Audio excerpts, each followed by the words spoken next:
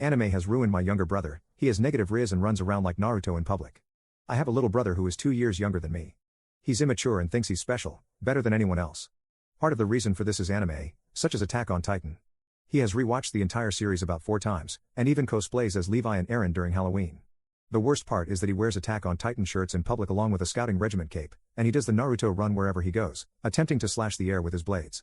He also buys Nendoroids on AliExpress and eBay for prices ranging from $20 to $60.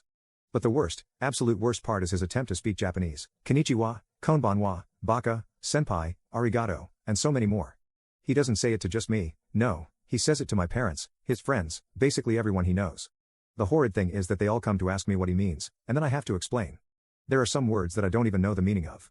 Being obsessed with Japanese words is one thing, but being obsessed with Japanese food is another. He buys sushi every time we go to the store, but worst of all, he also buys like 8 packs of instant ramen. He tells our parents that it's a nice snack, and he likes it, so they end up buying it for him.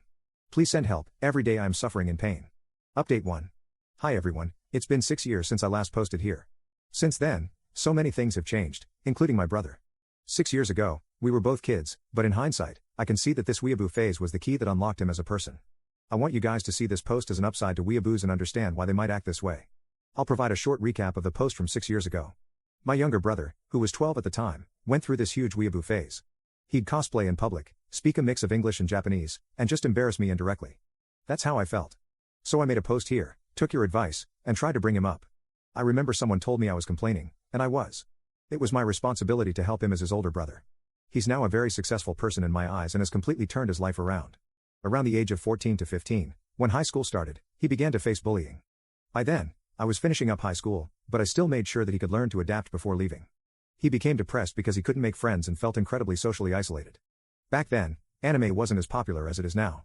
He became spiteful towards other people and would not let go of his identity. Over time, he began to understand why people were against him after enduring so much harassment and cyberbullying. After December of his 9th grade year, he stopped going completely and was deeply depressed.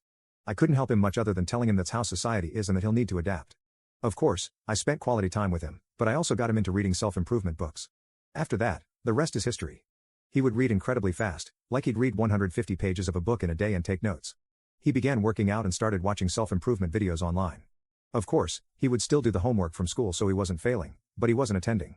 He would have still had a tough 4 years if COVID didn't hit, but that was the best thing that happened to him and, by extension, me. In Canada, when COVID hit, everything ground to a stop.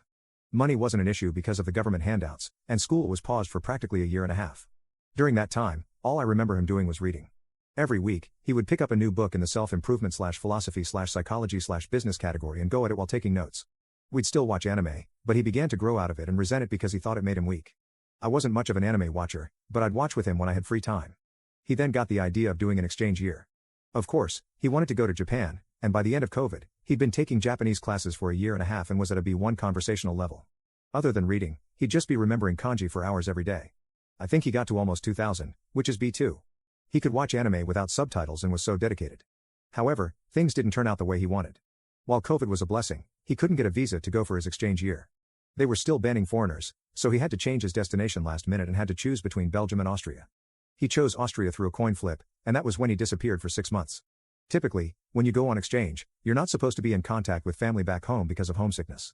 So when he got there, we called one last time, and then he went completely radio silent.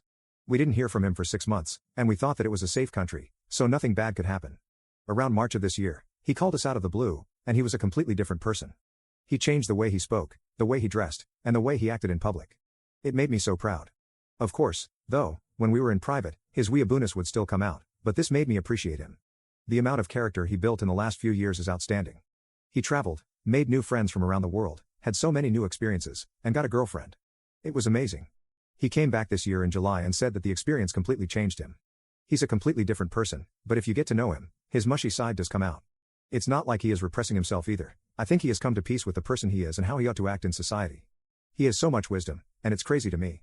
He's been getting into e-commerce and finance recently and is on a gap year, finishing up a few courses so that he can get into university. I feel more inspired by him. Of course, I did advise him a lot through it too. I also did have a short weeaboo phase, but I grew out of it myself before grade 7. For him, it just kept on going, but he did the work himself and has made himself very respectable. He did it himself. TLDR, weeaboos possess this ability where they can push through anything to get what they want, and it's kind of crazy. Because they don't care about societal rules, they can move faster than anyone else, and they have extremely low lows and extremely high highs. Inspire the weeaboos around you to integrate. Don't bully them, but be good friends with them. There's probably some genetic reason why they get so hyper-fixated on things.